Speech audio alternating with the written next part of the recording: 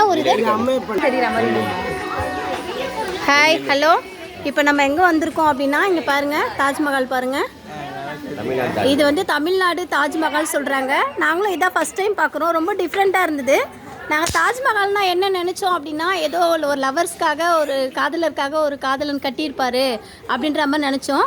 ஆனால் இப்போ இந்த அம்மாவை நாங்கள் மீட் பண்ண பிறகு தெரிஞ்சுது இதோட சரித்திரம். அந்த அம்மா சொல்கிறாங்க. வணக்கம்மா. சொல்லுங்கம்மா, இதை பற்றி எங்களுக்கு தெரியாது, கொஞ்சம் சொல்கிறீங்களா? யூஸ்வலாக எல்லாருமே காதலருக்கா காதலி கட்டுறது எல்லாருக்கும் நடக்கிறது தான். ஆமாம்மா. தாய்க்கா இந்த பையன் கட்டியிருக்கா பாருங்க. அப்படிங்களாம்மா? லெவலில் இது உள்ளுக்கு வரும், நல்ல பப்ளிசிட்டி ஆகும். தாயை மறக்காம இருக்கணும்னு இந்த பையன் இவ்வளோ செலவு பண்ணி கட்டியிருக்காப்புல. ஆனால் சிறந்த தாஜ்மஹால், ஏழை எளியவர்கள் அனைத்து பேரும் வந்து பார்க்கலாம். அம்மா, இது எந்த டைமிங்மா ஓப்பன்?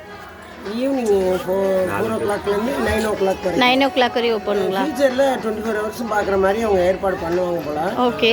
ஆனால் தாயை வந்து மதிக்காத மக்களுக்கு இது ஒரு எடுத்துக்காட்டு. கண்டிப்பாம்மா, கண்டிப்பாம்மா.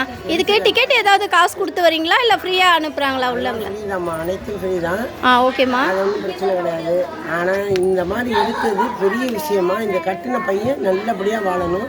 100 வயசுக்கு ஒரு குடும்பம். அம்மா, எத்தனை பிள்ளைங்க இருந்தாங்க அதை கட்டின அவங்க அம்மாவுக்கு? கதையை சுருக்கமாக சொல்லணும்னா, சொல்லுங்கம்மா. அந்த பையன், அந்த அம்மாவும் அப்பாவும் இருந்தப்ப அவங்க கார்மெண்ட்ஸ் இது வச்சுருக்காங்க. அது என்னது, ஆர்ட் ஒர்க்ஸு. அதை வந்து நடத்திக்கிட்டு இருக்கும்பொழுது அந்த பையனுக்கு 11 வயசில் இருக்கும்பொழுது அவர் மரணம் அடைஞ்சிட்டாரு.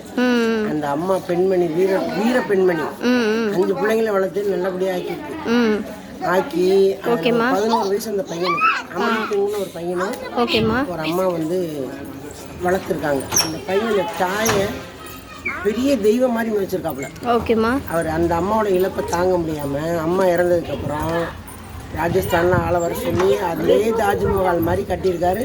தமிழ்நாடு மக்கள் அனைவரும் வந்து பார்த்து மகிழ்ச்சி அடையுமாறு